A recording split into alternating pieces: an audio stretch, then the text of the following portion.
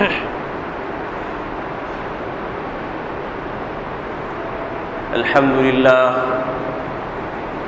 لله نحمده ونستعينه ونستغفره ونؤمن به ونتوكل عليه ونعوذ بالله من شرور أنفسنا ومن سيئات أعمالنا من يهده الله فلا مضل له ومن يضلله فلا هادي له ونشهد أن لا إله إلا الله وحده لا شريك له ونشهد أن سيدنا ونبينا وشفيعنا وحبيبنا ومولانا محمدا عبده ورسوله أما بعد فأعوذ بالله من الشيطان الرجيم بسم الله الرحمن الرحيم يا أيها الذين آمنوا هل أدلكم على تجارة تنجيكم من عذاب أليم تؤمنون بالله ورسوله وتجاهدون في سبيل الله بأموالكم وأنفسكم ذلكم خير لكم إن كنتم تعلمون يغفر لكم ذنوبكم ويدخلكم جنات تجري من تحتها الأنهار ومساكن طيبة في جنات عدن ذلك الفوز العظيم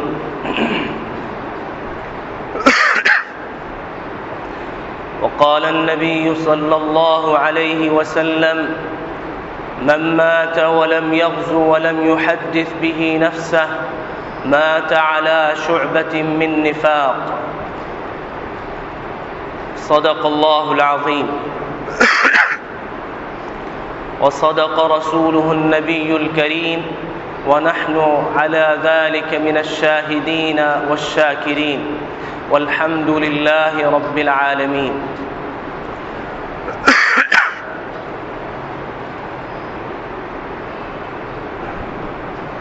محترم بزرگوں اور دینی اسلامی بھائیوں، حضرت عائشہ صدیقہ رضی اللہ عنہا سے نبی اکرم صلی اللہ علیہ وسلم کے اخلاق کے بارے میں پوچھا گیا تو انہوں نے فرمایا کیا تم نے قرآن نہیں پڑھا؟ خلقہ القرآن، نبی کریم صلی اللہ علیہ وسلم کے اخلاق سراپا قرآن ہے، اول تا آخر قرآن مجید کے اندر جو جو آیت ہے، جو جو لفظ ہے، جو جو صورتیں ہیں، یہ سب نبی کریم صلی اللہ علیہ وسلم کے اخلاق کا نمونہ ہے۔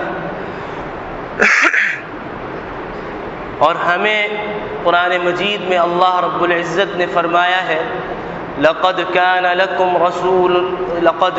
لكم في رسول الله أسوة حسنة، تحقیق تمہارے لیے نبی کریم صلی اللہ علیہ وسلم کی ذات کے اندر نمونِ عمل ہے۔ گویا نبی اکرم صلی اللہ علیہ وسلم کی سیرت کو جب تم اپناؤ گے تو گویا تم نبی کریم صلی اللہ علیہ وسلم کے صحیح پیروکار ہوگے، صحیح مطیع و فرما بردار ہوگے، اور یا ایھا الذین آمنوا اطیعوا اللہ واطیعوا الرسول پر عمل کرنے والے ہوگے۔ اللہ کی فرما برداری کرو، اللہ کے رسول کی فرما برداری کرو، اور قل ان کنتم تحبون اللہ فاتبعونی پر عمل کرنے والے ہوگے کہ اگر تمہیں اللہ سے محبت ہے تو میری پیروی کرو۔ یعنی نبی کریم صلی اللہ علیہ وسلم سے فرمایا جا رہا ہے کہ امت سے کہہ دیں کہ میرے نقوش قدم پہ چلو، جیسے میں نے کہا ویسے تم کہو، جیسے میں نے کیا ویسے تم کرو، تو گویا تم نے میرے اخلاق کو پا لیا، میرے اخلاق پر عمل کر لیا۔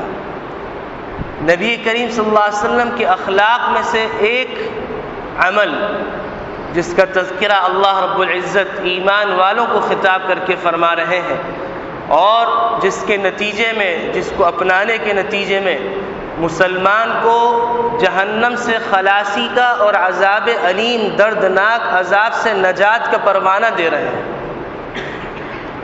چنانچہ سورہ صف جو مدنی سورت ہے، اس کے اندر اللہ رب العزت ایمان والوں کو خطاب کر کے فرما رہے ہیں، یا ایھا الذین آمنوا هل ادلکم علی تجارہ، اے ایمان والو کیا میں تمہیں ایسی تجارت کے بارے میں رہنمائی نہ کروں، ایسی تجارت پر دلالت نہ کروں، ایسی تجارت کی طرف تمہاری رہنمائی نہ کروں، تنجیکم من عذاب علیم، جو تم کو دردناک عذاب سے بچا لے۔ اور پھر اس تجارت کا تذکرہ اگلی آیت میں اللہ تعالیٰ فرما رہے ہیں، تؤمنون باللہ ورسولہ، تم اللہ اور اس کے رسول پر ایمان لے آؤ۔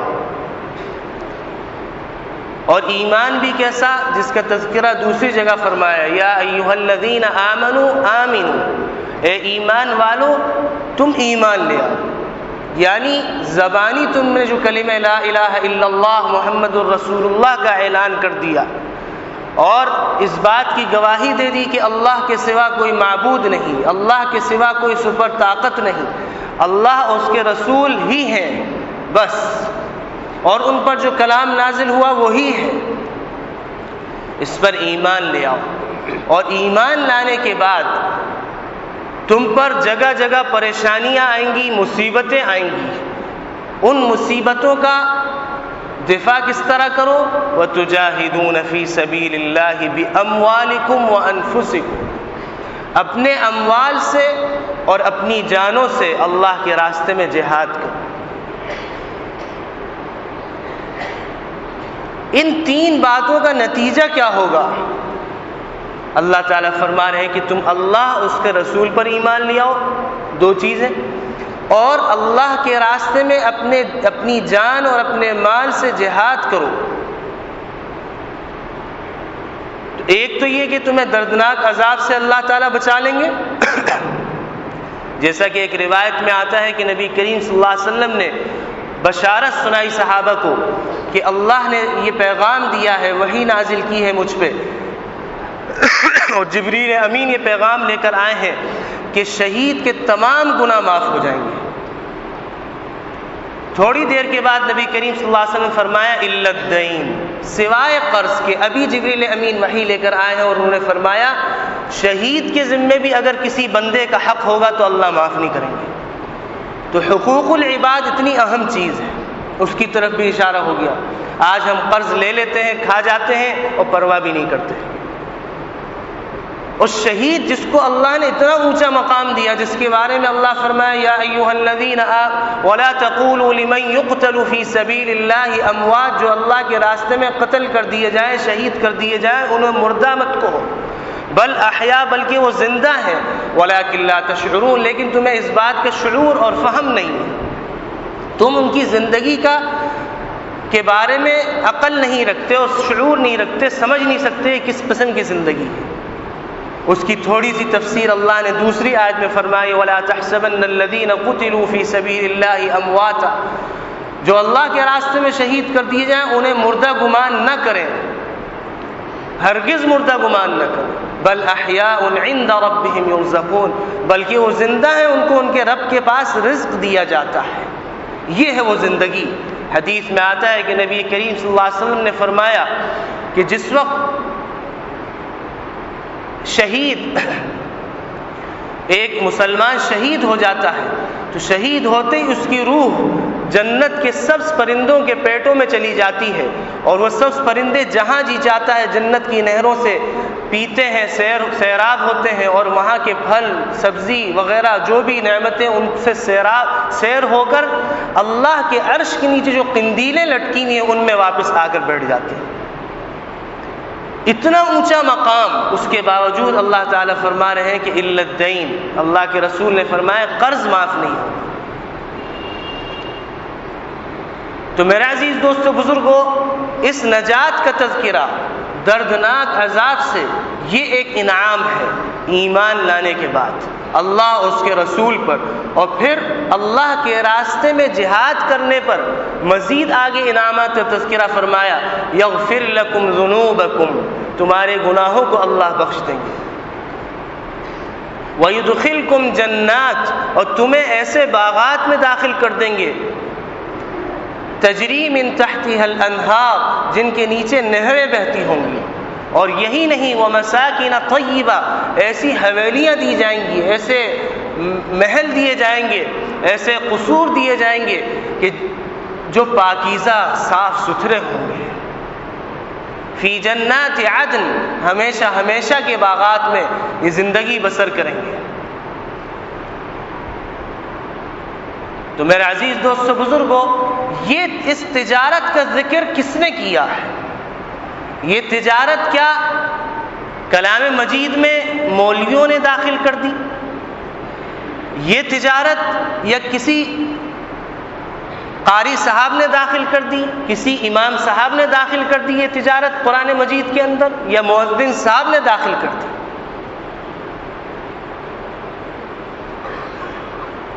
اب اس تجارت کو اللہ تعالیٰ نے مختلف مقامات پہ کس طرح کرنا ہے، کب کرنا ہے، کس سے کرنا ہے، کس طریقے سے کرنا ہے، اس کا ذکر فرمایا۔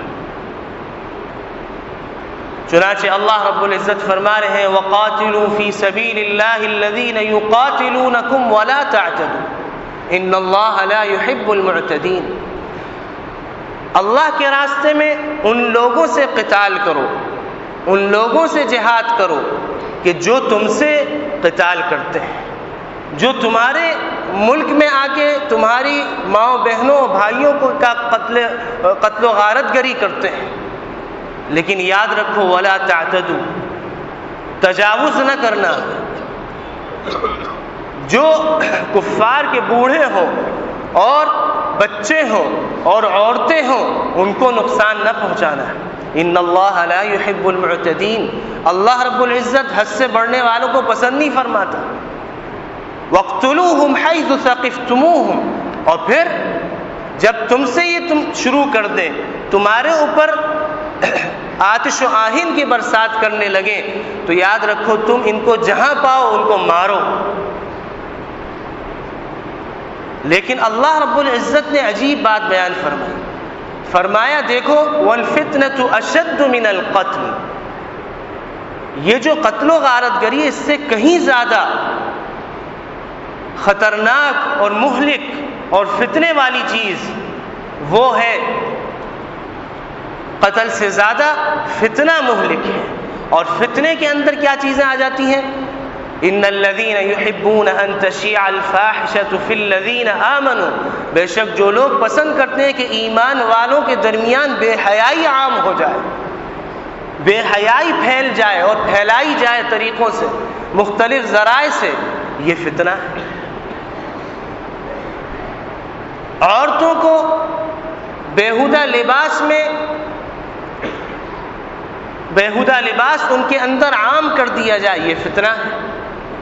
کو ایجوکیشن کو عام کر دیا جائے، یہ فتنہ ہے۔ اسلام کے بارے میں شکوک و شبہات مختلف ذرائع ابلاغ کے ذریعے سے مسلمانوں میں پیدا کر دی جائے، یہ فتنہ ہے۔ تو فرمایا اللہ رب العزت نے وَالْفِتْنَةُ أَشَدُّ مِنَ الْقَتْلِ، فتنہ قتل سے زیادہ خطرناک ہے، زیادہ سخت ہے۔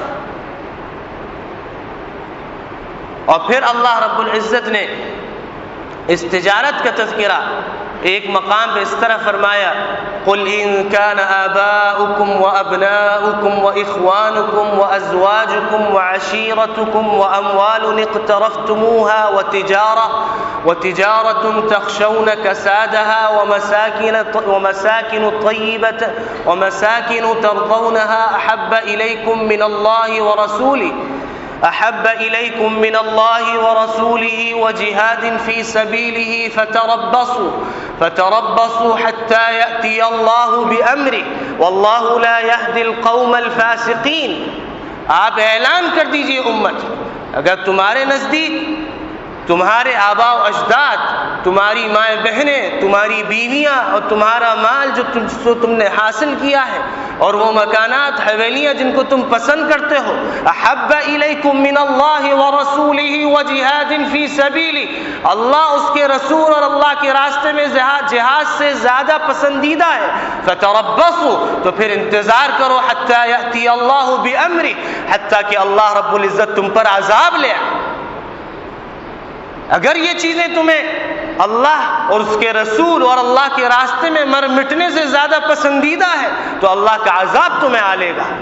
یہی وہ چیز ہے جس کو اللہ کے رسول نے بیان فرمایا، اذا ترکتم الجہاد فسلط اللہ علیکم الذلہ، اگر تم نے جہاد کو ترک کر دیا، چھوڑ دیا، تو یاد رکھو تم پر اللہ ذلت و رسوائی کی موسلادھار بارش کر دے گا، تمہیں کہیں کا رہنے نہیں دے گا، فٹ بال بنا دے گا، ہر طرف سے غیر تمہیں ماریں گے اور تمہیں اس طرح اچکیں گے جیسے کہ ایک قصعہ اور ایک تھال کے گرد چند لوگ بیٹھ جاتے ہیں اور اپنا اپنا نوالا لیتے ہیں، حصہ لیتے ہیں۔ اللہ کے رسول نے یہ مثال دے کے فرمایا، تو صحابہ نے فرمایا نحن قلۃ یومئذ، اس دن کیا ہم کم ہوں گے؟ فرمایا نہیں، غثاء کا غثاء السیل، تم ایسے ہوگے جیسے کہ سیلاب کے اوپر خس و خاشاک ہوتا ہے، یعنی ایک تو کمزور ہوگے اور اتنی کثرت سے ہوگے۔ تو فرمایا پھر کیا وجہ ہوگی؟ اللہ کے رسول نے فرمایا کہ تمہارے دلوں میں حرج آ جائے گا۔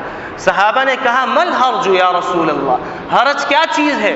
فرمایا حب الدنیا و کراہیت الموت، دنیا کی محبت اور موت کی نفرت تمہارے دلوں میں جب آ جائے گی تو تم بالکل خس و خاشاک کی طرح ہو جاؤ گے۔ سیلاب پہ جو جھاگ ہوتا ہے کوئی اس کی حیثیت نہیں ہوتی، اس طرح تم کمزور ہوگے۔ وجہ کیا ہے؟ دنیا کی محبت تمہارے دل میں آئے گی اور اللہ کے راستے میں مر مٹنے کی نفرت آ جائے گی۔ کہیں اللہ تعالیٰ نے نبی کریم صلی اللہ علیہ وسلم کو حکم دیا کہ اس تجارت پر برانگیختہ کیجیے، یا ایھا النبی حرض المؤمنین علی القتال، ایمان والوں کو قتال پر ابھاریے۔ کہیں خود حکم دیا آپ یا ایھا النبی جاہد الکفار والمنافقین واغلظ علیہم ومأواہم جہنم وبئس المصیر، اے ایمان والو، اللہ کے رسول کو خطاب کر رہے ہیں اللہ تعالیٰ، اے نبی آپ کفار سے اور منافقین سے قتال کیجیے، جہاد کیجیے اور ان سے سختی کا معاملہ کیجیے۔ اور پھر میرے عزیز دوستو بزرگوں، اللہ تعالیٰ نے کہیں پر ایمان والوں کو ابھارا، اس تجارت کو اپنانے کے لیے ابھارا۔ وَمَا لَكُمْ لَا تُقَاتِلُونَ فِي سَبِيلِ اللَّهِ وَالْمُسْتَضْعَفِينَ مِنَ الرِّجَالِ وَالنِّسَاءِ وَالْوِلْدَانِ الَّذِينَ يَقُولُونَ رَبَّنَا أَخْرِجْنَا مِنْ هَذِهِ الْقَرْيَةِ الظَّالِمِ أَهْلُهَا وَاجْعَل لَّنَا مِن لَّدُنكَ وَلِيًّا وَاجْعَل لَّنَا مِن لَّدُنكَ نَصِيرًا۔ تمہیں کیا ہو گیا ہے اے ایمان والو، تمہیں کیا ہو گیا ہے؟ اللہ کے راستے میں قتال کیوں نہیں کرتے؟ اور جو کمزور ہیں، مرد ہیں، عورتیں ہیں، بچے ہیں، ان کے واسطے تم کیوں نہیں نکلتے؟ جو کہہ رہے ہیں اللہ سے الذین یقولون ربنا اخرجنا من هذه القرية الظالم اهلها، اے ہمارے رب ہمیں اس بستی سے نکال دیجیے جس کے رہنے والے ظالم ہو گئے، ہم پر ظلم کر رہے ہیں۔ وَاجْعَل لَّنَا مِن لَّدُنكَ وَلِيًّا، اور ہمارے لیے کوئی مددگار بنا دیجئے، ہمارے لیے کوئی ایک والی بنا دیجئے، دوست بنا دیجئے اپنی طرف سے۔ وَاجْعَل لَّنَا مِن لَّدُنكَ نَصِيرًا، اور اپنے پاس سے ہمیں کوئی مددگار عطا کر دیجئے۔ تو یہاں پر یہ جتنی آیتیں آپ کے سامنے اس وقت پیش کی گئیں، مجھے یہ بتلائیے کہ یہ آیات کیا کسی مولوی صاحب نے قرآن مجید میں لکھی ہیں؟ وہ الگ بات ہے، یہاں پر میں یہ حاضرین مجلس کو اور جو ہمارے مسلمان بھائی بیٹھے ہیں اس کو غلط بیانی کر کے آگے رپورٹنگ نہ کی جائے۔ جو موجود ہیں رپورٹنگ کرنے والے وہ بھی اس بات کو بغور سنیں۔ یہاں مقصد یہ نہیں ہے کہ حکومت کے خلاف کھڑے ہو جائیے آپ لوگ، فوراً اسلحہ تھامیے اور جو ہے اٹیک کرنا شروع کر دیجئے، یہ اسلام کا طریقہ نہیں۔ اور یہ دارالاسلام ہے، یہ دارالحرب نہیں ہے، یہ کفار کا ملک نہیں ہے، یہ مسلمانوں کا ملک ہے۔ یہاں علماء جہاد کی اجازت نہیں دیتے۔ اس ملک کے اندر رہتے ہوئے حکومتی املاک کو تباہ کرنے کی علماء اجازت نہیں دیتے۔ کوئی بھی عقل سلیم والا عالم ہو، مفتی ہو، وہ اس چیز کا فتویٰ نہیں دے گا۔ یہی وجہ ہے، آپ نے دیکھا ہوگا سوات میں بھی مسلمانوں پر ظلم ہوا، سب کچھ ہوا، اس کے باوجود ہمارے مفتیان کرام نے، جامعات کے دارالافتاؤں نے یہ فتویٰ نہیں دیا کہ حکومت وقت کے خلاف نفیر عام ہے، تم سب نکلو اور ان کا قلع قمع کر دو۔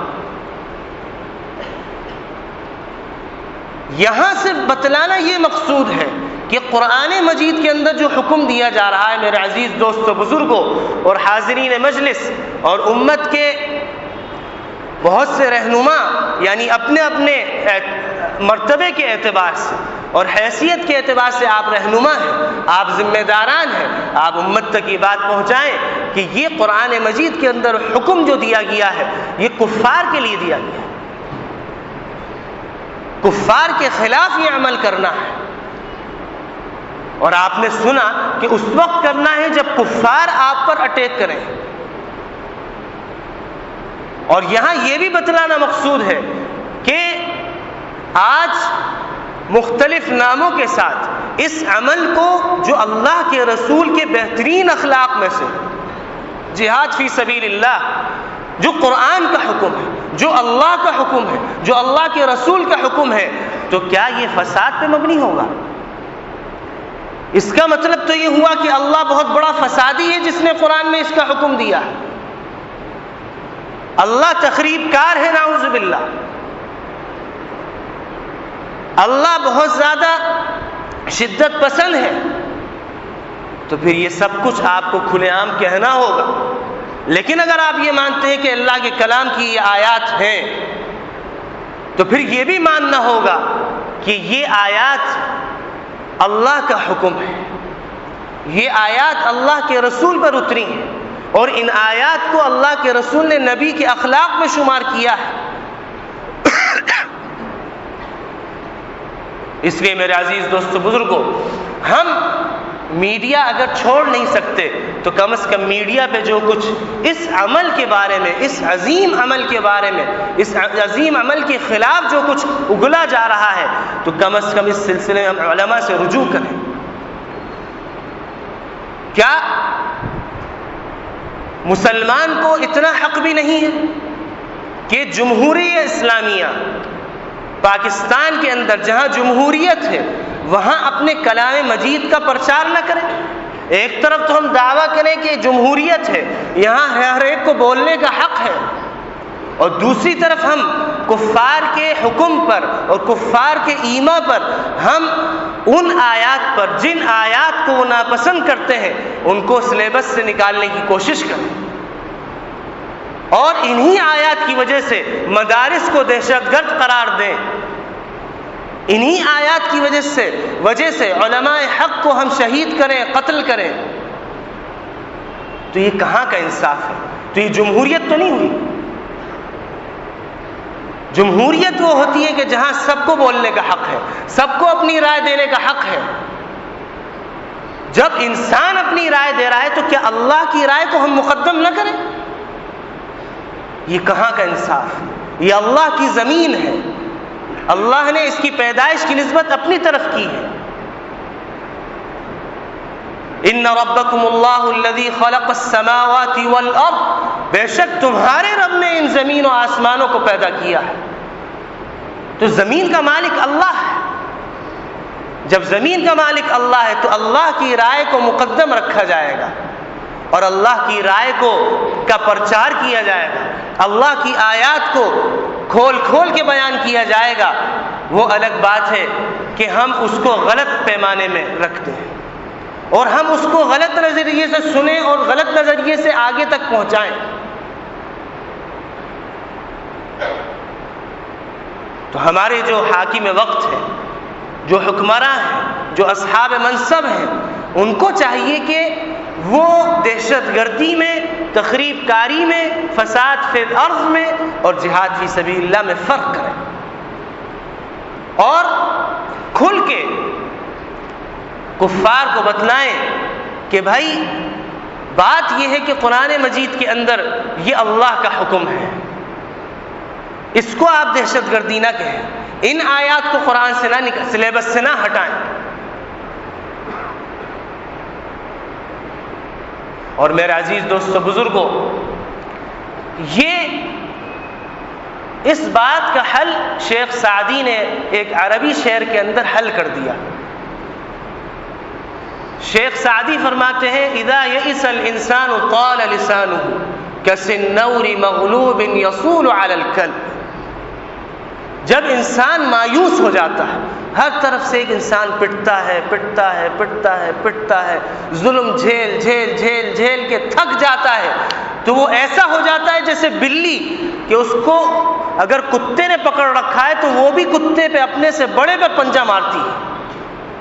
آپ بلی کو ذرا بند کر دیجئے ایک کمرے میں اور آپ اور بلی اکیلے ہوں، دیکھتے ہیں کون جیتتا۔ اتنا مارے گی آپ کو، اتنا مارے گی آپ کے چہرے کو، اور چہرے پہ حملہ کرتی ہے، چہرے پہ کھروچوں کے نشان آ جائیں گے اور تکلیف سے آپ ساری رات بے چین رہیں گے۔ یہ کیوں ہوا اور ہوتا کیوں ہے؟ اس لیے کہ آپ نے کمزور اور ناتواں پہ ظلم کیا۔ جب ظلم کیا تو اس کا صبر کا پیمانہ لبریز ہو گیا، اور جب صبر کا پیمانہ لبریز ہوا تو اب اس نے وہ حربے استعمال کرنا شروع کر دیے جس سے ظالم کو تکلیف ہو۔ اس لیے اتنا ظلم کریں کفار، یہ پیغام پہنچایا جائے، اتنا ظلم کرو کہ جتنا سہ بھی سکو، اتنا ظلم کرو جتنا سہ بھی سکو، اتنا ظلم نہ کرو کہ بعد میں تم مسلمانوں پہ آتش و آہن کی غصے میں برسات کر دو۔ لہٰذا میرے عزیز دوستو بزرگوں، قرآن مجید کے اندر حکم ہے انفروا خفافا وثقالا وجاہدوا باموالکم وانفسکم فی سبیل اللہ ذالکم خیر لکم ان کنتم تعلمون۔ اللہ کے راستے میں ہلکے بوجھل بوڑھے جوان جب نفیر عام کا اعلان ہو جائے تو نکلیں اور اپنی جان سے اپنی مال سے اللہ کے راستے میں جہاد کریں۔ ذالکم خیر لکم ان کنتم تعلمون، یہ تمہارے لیے بہتر ہے اگر تمہیں یقین ہو، کیونکہ یہ جان اللہ کی ہے، یہ مال اللہ کا ہے۔ اگر یہ جان اور مال اللہ کے راستے میں، جس کو اللہ نے اپنا راستہ قرار دیا، اس میں کھپ جائے تو کتنی بڑی سعادت کی بات ہے۔ ان اللہ اشتری من المؤمنین انفسهم واموالهم بان لهم الجنہ، اللہ تعالیٰ نے مال بھی دیا، جان بھی دیا، اور جان دینے کے بعد، مال دینے کے بعد اس جان اور مال کو جنت کے بدلے میں خرید لیا۔ کہا کہ یہ جان مال مجھے دے دو، میں تمہیں جنت دے دوں گا۔ لیکن یہ بات سمجھ لینی چاہیے کہ جب تک علماء نہ کہیں، مفتیان کرام نہ کہیں، اس وقت تک حکومتی املاک کو نقصان پہنچانا، حکومتی اداروں کو نقصان پہنچانا، اور اسی طریقے سے حکومت کے کسی ادارے پر حملہ کرنا، یہ اس کی اجازت شریعت نہیں دیتی۔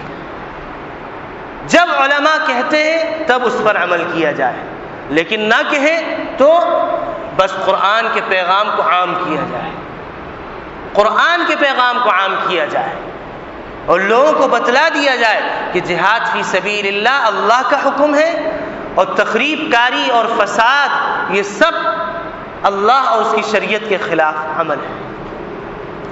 اللہ رب العزت ہم سب کو ان دونوں میں فرق کرنے کی توفیق عطا فرمائے، اور اس بات کی سمجھ عطا فرمائے کہ یہ اللہ، یہ جہاد فی سبیل اللہ، یہ اللہ اور اس کے رسول کا حکم ہے، اور اس کو کب کرنا ہے، کس طرح کرنا ہے، اور کب تک کرنا ہے، اس کا بھی اللہ نے اپنے کلام مجید میں حکم دیا ہے۔ لیکن جب تک علماء حق اپنے دارالافتاؤں سے اپنے قلم کو اس کی اجازت دے کر نہ چلا دیں، اس وقت تک کسی کو جرأت نہیں کرنی چاہیے، امن و امان سے رہا جائے، اس لیے کہ دارالاسلام ہے، دارالاسلام کی کسی چیز کو نقصان پہنچانا شرعاً جائز نہیں ہے۔ بس، اور اس کے بعد یہ سمجھ لیا جائے، حاضرین مجلس میں جو پہنچا سکتے ہیں اس بات کو پہنچائیں کہ اتنا ظلم کرو جتنا سہ سکو، ورنہ معاملہ بلی اور کتے والا ہوگا. کتا طاقتور ہوگا، بڑا ہوگا، سب کچھ ہوگا، لیکن بلی کمزور ہوگی، اس پر ظلم ہوگا تو وہ بلی اس اپنے بڑے پر بھی حملہ کرے گی اور مختلف حربیں استعمال کرے گی. اور اس وقت ہو یہی رہا اور یہ بھی ہو رہا ہے. اور جو یہودیوں کا ہمیشہ سے طریقہ رہا ہے، آپ سیرت اٹھا کے پڑھ لیں، تاریخ اسلامی اٹھا کے پڑھ لیں، وہ دو گروہوں کو لڑا کر دور سے بیٹھ کے تماشا دیکھتے ہیں اور خوش ہوتے ہیں کہ دیکھو ہم نے ان دونوں کو بٹھا دیا. اور آج ہمارے ملک کے حکمرانوں کو بھی سوچنا چاہیے، فوج کو بھی سوچنا چاہیے کہ ہم کیا کر رہے ہیں اور کس کے ایما پہ کیا کر رہے ہیں. ہم وہ راستہ اختیار کریں جو مذاکرات کا راستہ ہے. طاقت کے استعمال سے ظلم ہوگا اور ظلم کے نتیجے میں مختلف مظلوم پھر حربیں استعمال کرے گا، جس سے آپ کو نقصان پہنچنے کا شدید اندیشہ ہے. اور اس وقت مسلمانوں کو آپس میں لڑانے کی پوری کوشش کی جا رہی ہے. پاکستان ثالثی کا کردار ادا کر رہا ہے، ثالث بنا ہوا ہے، مسائل کو حل کرنے کی کوشش کر رہا ہے، لیکن سوچ سمجھ کے بغیر. مال کے عوض میں اگر یہ سب کچھ ہوگا تو خیر وجود میں نہیں آئے گا، شر وجود میں آئے گا. اور بنا سوچے سمجھے کے نتیجے میں یہی ہو رہا ہے کہ ہم اپنے ہی ملک کے اپنے ہی مسلمان بھائیوں کے اوپر ظلم کر رہے ہیں. اسلام تو اس بات کی دعوت دیتا ہے کہ اگر مسلمان ملک کے اندر، دارالاسلام کے اندر کوئی یہودی بھی رہ رہا ہے، کوئی نصرانی مجوسی بھی رہ رہا ہے، کوئی اسلام مذہب کے علاوہ کوئی مذہب اختیار کر کے رہ رہا ہے اور مسلمانوں کو تکلیف نہیں دے رہا، تو اس کی بھی حفاظت کرو، اس کی جان کی حفاظت کرو، اس کے مال کی حفاظت کرو. یہ اسلام کا عدل اور انصاف ہے. اور اسی بات کا، اسی عدل کا اور اسی میانہ روی اور مساوات کا علماء مدارس میں پیغام دے رہے ہیں، ممبروں پہ اعلان کر رہے ہیں، اور اسی کا پیغام اور اسی کی تبلیغ اور اسی کی نشر و اشاعت کر رہے ہیں. لیکن ہم مائی باپ کو خوش کرنے کے لیے اگر دانش مندی کا مظاہرہ نہیں کریں گے، نتیجہ یہ ہوگا کہ اس ملک کے اندر ٹوٹ پھوٹ آ جائے گی. اور یہ ٹوٹ پھوٹ فطری عمل ہے. جب آپ کسی مظلوم کو دبانے کی کوشش کریں گے تو لا محالہ مظلوم بھڑکے گا، کتنا ظلم سہے گا. فلسطین کے اندر آپ دیکھ لیجئے، اتنا ظلم کیا گیا، اتنا ظلم کیا گیا، اتنا ظلم کیا گیا. یہودیوں نے کیا ظلم، سب کو معلوم ہے. وہ ظلم نظر نہیں آ رہا، وہ دہشت گردی نہیں ہے. وہ اگر دفاع کے لیے اٹھ جائیں تو یہ دہشت گردی ہے جس کا قرآن نے حکم دیا. نتیجہ کیا ہوا؟ پھر وہاں کے نوجوان نے نہ اپنی جان کی پرواہ کی، نہ اپنی مال کی پرواہ کی، نہ اپنی بیوی کی پرواہ کی، نہ اپنی بیٹی کی پرواہ کی، نہ اپنی ماں کی، نہ اپنی بہن کی، نہ اپنی ساس کی، نہ اپنے باپ کی، نہ اپنے لخت جگر کی، اور جا کے سوسائڈ کر دی، خودکش بمباری کر دی. یہ کیوں ہوا؟ یہ اسی لیے ہوتا ہے کہ انسان پر جب ظلم ہوتا ہے وہ کہتا ہے بس مجھے تو مرنا ہی ہے نا، ظلم اتنا کیوں سے ہو؟ لہٰذا اتنا ظلم نہ کرو کہ سہ نہ سکو، پریشان ہو جاؤ، خلفشار اور انتشار کا شکار ہو جاؤ. اللہ رب العزت ہمیں سمجھ عطا فرمائے. وآخر دعوانا ان الحمد للہ رب العالمین.